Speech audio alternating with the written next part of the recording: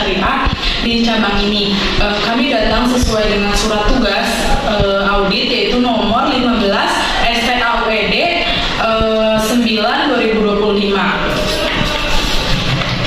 Ini untuk nomor auditnya. Selamat pagi Bu Feni, terima kasih. Saya terima suratnya ya. Silahkan Ibu, saya Gias, staf pembiayaan yang akan mendampingi Ibu. Oke, baik Ibu Gias. Saya perkenalkan anggota tim kami. Di sebelah kiri saya yaitu ada Nini, dan yang akan melakukan wawancara dan observasi proses di lapangan. Dan di sebelah kiri sebelah sini yaitu ada Bapak Jidan yang akan fokus pada pemeriksaan dokumentasi dan kepatuhan terhadap SOP. Dan satu-satunya lagi yaitu ada Ibu Nadifa yang bertanggung jawab atas analisis data dan penyusunan laporan akhir. Senang bekerjasama dengan Ibu, kami siap memberikan data dan informasi yang dibutuhkan. Baik, sebelum kita mulai, mari kita tinjau kembali prosedur pembiayaan mikro syariah yang menjadi acuan utama kita. Ini untuk pembahasan SOP-nya.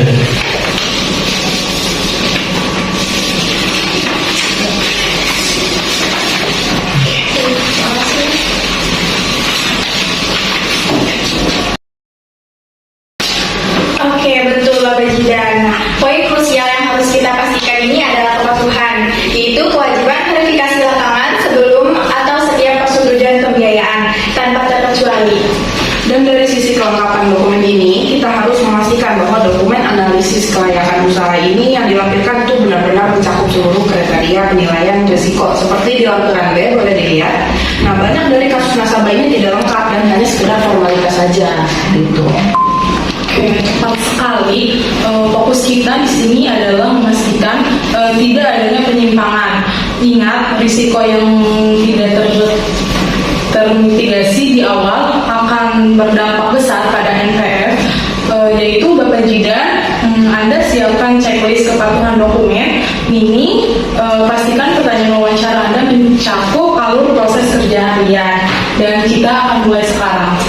Oke, baik Ibu Gias. Sebelumnya mohon dijelaskan proses alur kerja untuk permohonan pembiayaan mikro syariah dari pengajuan sampai pencairan. Nah, khususnya ini di bagian verifikasi lapangan Ibu Gias.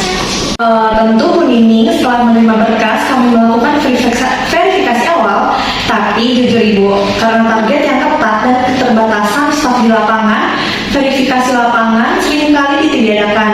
Untuk nominal di bawah 10 juta, kami biasanya hanya mengandalkan video call atau foto dari nasabah. Bu Gias, saya lihat di berkas sampel ini, dokumen analisis layakan usaha hanya terisi poin-poin umum.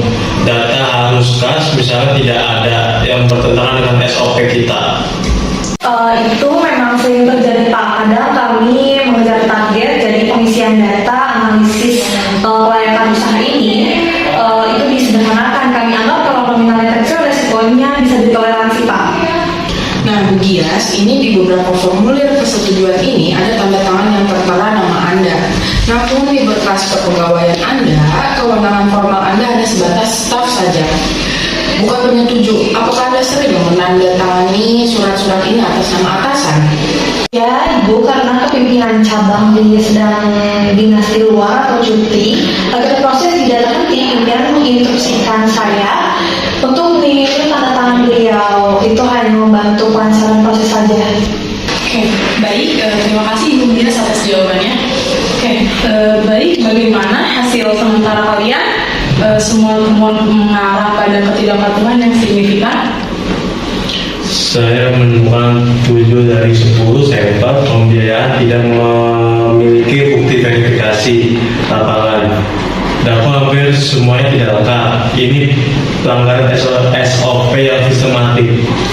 Oke, baik. Nah, wawancara dengan Bu Gias ini mengonfirmasi bahwa ketidakadaan verifikasi lapangan Ibu dan penyederhanaan DAPU adalah praktik umum dan didorong oleh target dan keterbatasan sumber daya manusia. Mereka juga mengakui ada penyalahgunaan wewenang tanda tangan untuk mempercepat proses. Nah, dari sisi analisis, praktik ini tuh membuka risiko default yang sangat tinggi. Karena apa? Karena bank menyetujui pembiayaan tanpa mengetahui kondisi real usahanya. Dari rekomendasi saya, ini kita perlu tindakan yang disiplin dan refresh training SOP-nya. Oke, baik. Kita susun laporannya. Temuan utama dari auditnya yaitu yang pertama yaitu ketiadaan verifikasi lapangan. Yang kedua yaitu ada dokumen analisis kelayakan tidak lengkap. Yang ketiga yaitu penandatanganan dokumen tanpa wewenang formal atau pelanggaran tata kelola. Ibu Nadifa, tolong cantumkan risiko dan rekomendasi perbaikan jangka pendek dan panjangnya. Bu Gias, terima kasih atas kerjasamanya. Berdasarkan pemeriksaan kami, izinkan kami untuk membacakan kesimpulan sementara audit kepatuhan ini. Silakan Pak. Oke, baik Ibu Gias, izinkan saya untuk membacakan rekomendasinya. Yang pertama, di sini kami menemukan indikasi ketidakpatuhan signifikan dalam pelaksanaan program pembiayaan mikro syariah terhadap SOP PT Bank Jawara. Di sini kami terdapat 3 poin utama. Yang pertama yaitu ada proses verifikasi lapangan sering ditiadakan, dan yang kedua yaitu dokumen analisis kelayakan usaha yang tidak lengkap, dan yang terakhir yaitu ketiga ada praktik penandatanganan dokumen persetujuan oleh staf yang tidak memiliki wewenang formal.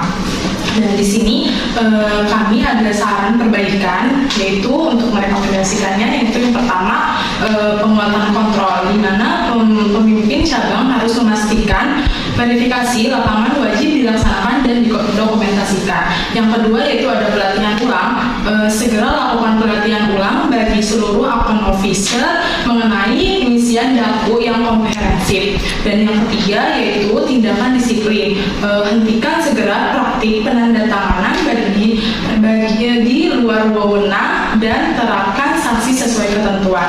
Kami menerima semua temuan dan rekomendasi Bu Feni. Kami akan segera berkoordinasi dengan pimpinan cabang untuk menindaklanjuti dan memperbaiki semua pelimpahan ini. Oke, baik Ibu Gias, laporan akhir akan kami kirimkan dalam waktu 3 hari kerja, di mana kita di sini ada keterbukaan untuk Ibu Gias. Kami harap perbaikan segera dilakukan dan kami ucapkan audit kali ini yaitu selesai.